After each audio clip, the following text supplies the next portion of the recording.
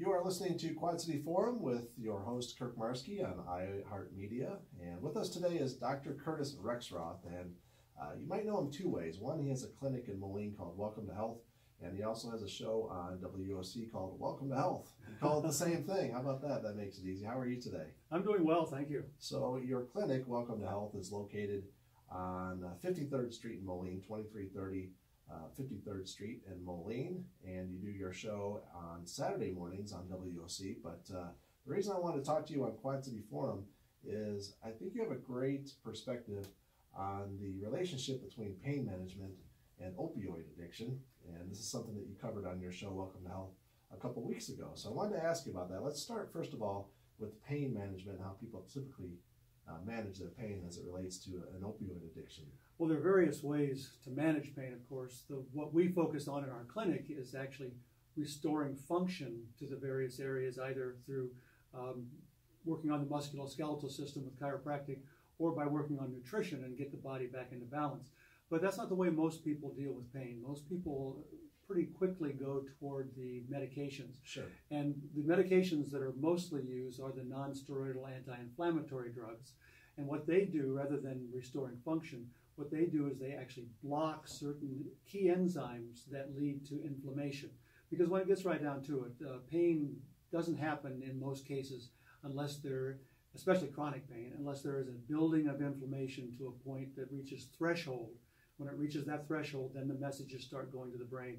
It's kind of like ringing the bell. You know, you have the big hammer, you hit the little teeter-totter there, it fires the thing up, and when it hits the bell, then you have the pain. If it's not hitting the bell, then you don't have the pain. You may still have some inflammation. But in most cases, what happens is that if you move that ringer, the weight that hits the bell, if you move that up closer and closer and closer and closer to the bell, it takes less and less force to ring the bell. Okay. And that's kind of a pain model. And what the non-steroidal anti-inflammatory drugs do is they actually move that weight, the ringer, move it down, down, down by reducing inflammation. And then if they have more inflammation, it raises it back up closer to the bell again. So that's the way the non-steroidal anti-inflammatory drugs work. And they're fairly effective short term, but they lead to lots of problems long term. For example, because they're reducing inflammation, inflammation is actually, when you look at it square on, and you take a biology course, for example, or you go to med school or chiropractic school, and they start talking about inflammation, you learn very quickly that inflammation is the healing process. Okay. And so what do you want to do? Do you want to interrupt the healing process, right, or do you want to let it complete so that when complete, the inflammation goes away? Well, in terms of acute inflammation, of course, you heal the thing that is broken, the thing that needs to be remodeled or rebuilt, and then the pain goes away.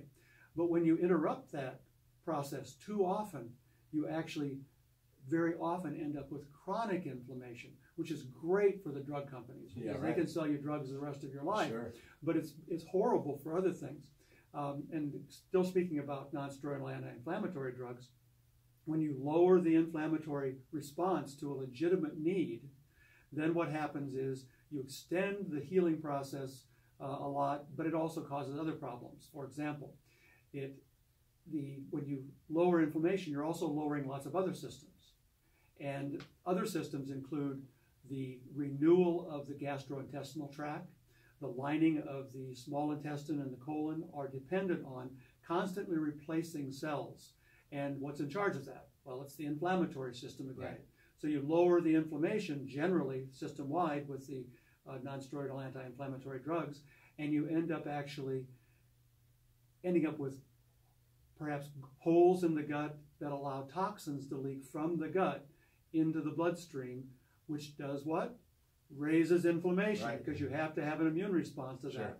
So if you take these drugs more than just a few days, then you're actually putting yourself in right in line, for a truck wreck, where you're going to start having gastrointestinal problems, etc.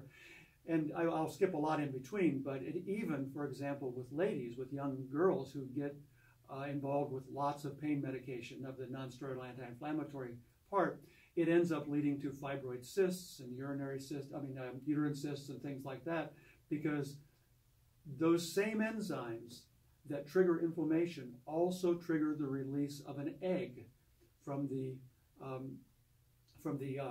ovary. And so if it's not released, then it has to be reabsorbed. Well, the reabsorption also involves inflammation.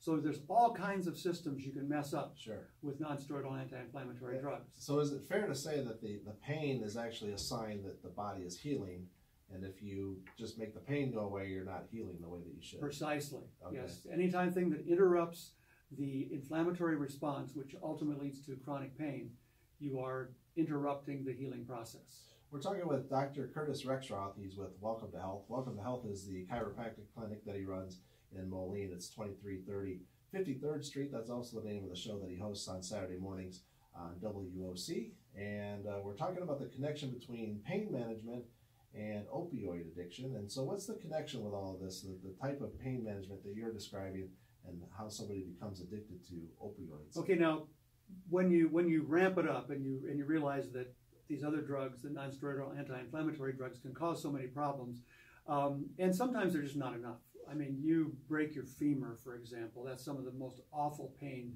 anybody can possibly experience, and it can literally drive you crazy. And I'm not saying that these things, there's not a place for these different drugs, because there is. The overuse is the problem. But when you have pain that would literally, if you had a chance, you would just off yourself right there, even though you know you're going to get over it and everything else. Some people just, it's just terrible. And at that point, I mean, there's nothing that I would appreciate more than having something available that could ramp the pain down a little bit so that I could get through it, right? Quickly as possible, but get through it. So, but the problem is that opioid drugs have an interesting mechanism. There was a lady, Candace Pert. She was a great researcher at the National Institute of Health, and she was one of the ones that kind of discovered what was going on with opioids and why they became so addictive. She had a terrible problem. She had surgery. They put her on opioids, and while she was on the drugs, she actually started having these dreams about how they might work. She had this incredible scientific mind, and she realized that what's happening was that on every cell membrane, there are just an array of different receptors, and the receptors are there to pick up messages from the outside of the cell. And one set of messengers, there's about 3 different kinds, but one set of messengers have been named opioid receptors. Okay. Now, the question is, why are we naming them opioid receptors? Well, let me just rewind a little bit and give some background, because those receptors were not there, in the evolution or the creation of mankind. They weren't there waiting for somebody to use an opioid on them. They're there because we produce our own opioid substances called endorphins. Oh, okay. Now, you've heard of endorphins. Yeah. I mean, you've heard about the runner's high, and you run you beat yourself up running so long, and then all of a sudden your body says, you're having quite a bit of pain here. Let's ramp the pain down. So your own body makes these endorphins. They interact with the now called opiate receptors. I would like to call them endorphin receptors. Yeah. But they interact with the endorphin receptors, and then the pain ramps down, and you get a kind of a little boost, a feeling of you've done something, you've accomplished something, right? Well, these endorphin receptors, we'll call them at this point, they're very, very handy, because whenever you are on your way to doing something great, or you've completed something that's great, like you graduate from college, or you graduate from high school, you're seeing your company is actually moving up, you just got a raise. What happens is your body kind of kicks you in the butt a little bit by giving you a little shot of endorphin, and all of a sudden you go, that feels so good. And what that does then, your body is encouraging you to go towards success.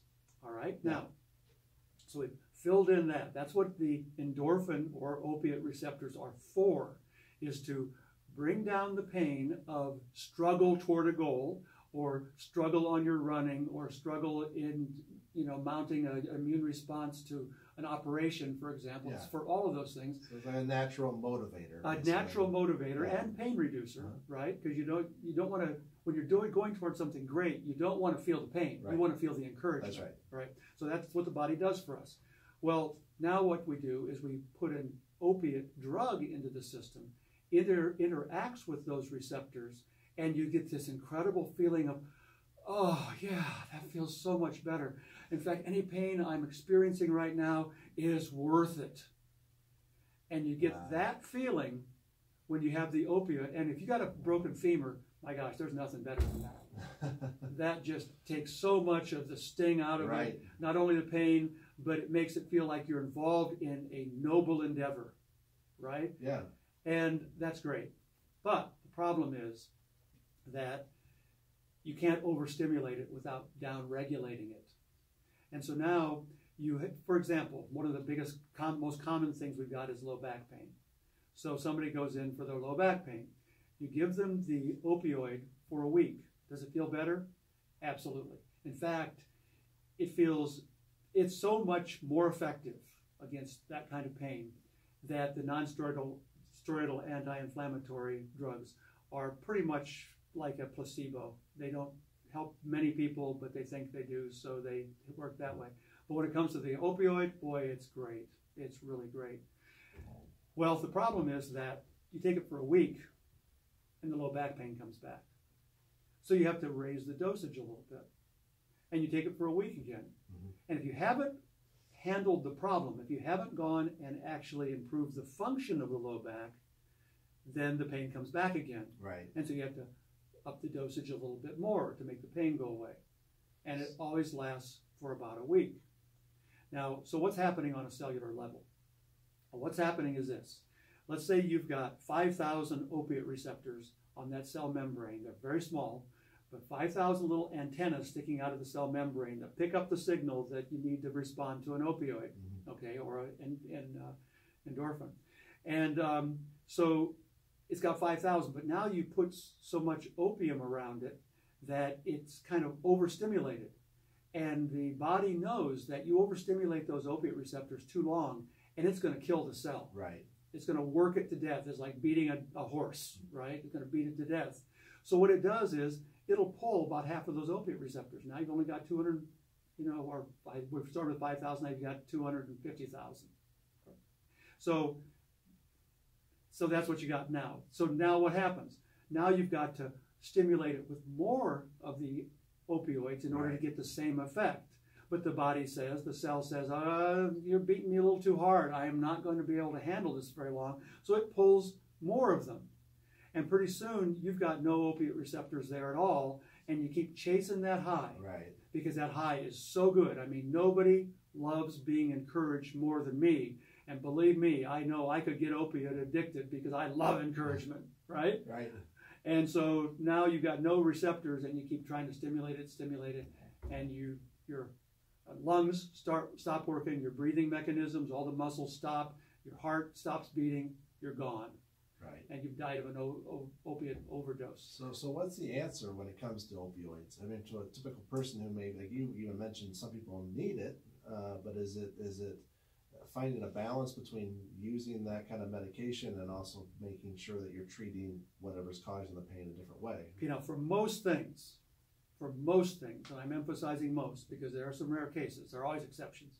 For most things, you want to go to a doctor that improves the function of whatever is happening with you. Sure. For example, if your low back is not working properly and you've got joints that are constantly jamming up against each other and causing inflammation to ramp up near ringing the bell, and it just takes a little movement, bang, it's rung the bell, you've got pain, right?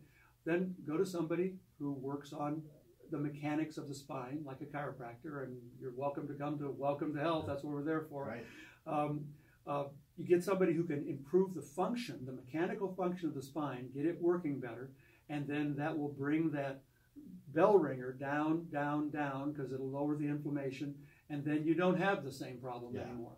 And so you can get off the drugs, and the best thing to do for anybody who's presently addicted to opioid drugs is find a doctor who actually improves function. Now, there are other ways of improving function too. For example, sometimes a person has full body inflammation because they've done so many non-steroidal anti-inflammatory drugs that they're leaking toxins from their gut into their bloodstream full time. What we also do, I'm not only a chiropractor, but a clinical nutritionist. And what we do is we work on people rehabilitating their gut. We get them off the non-steroidal anti-inflammatories, and we start working on renewing the gut cells so it makes a good barrier against the toxins. Their generalized inflammation goes down, and they're set. We've got some really good inflammation-lowering protocols to bring people back into line there. So there are different approaches. Sometimes it's their diet. Sometimes they need to stop eating all the canola oil and the vegetable oils and the corn oils, which are high omega-9 and omega-6, and those are high inflammatory mediating oils, and they need to start building their cells with omega-3 fats like EPA, DHA, things like that. But the thing is, they need to go to somebody who can actually talk to them about these things and come up with a protocol that's matched to their needs. A good, responsible pain management program, not just taking medication. Based on what the body does, as opposed to blocking the body from doing what it naturally does. You assist the body in doing the things that brings about health. Yeah. And health is good. Health feels good. Right. Yeah. Well, it's good information to have. It's a very common sense, very practical approach to explaining pain management and opioids and how it all comes together. And we appreciate your time today. It's Dr. Curt Rexroth. He's from Welcome to Health.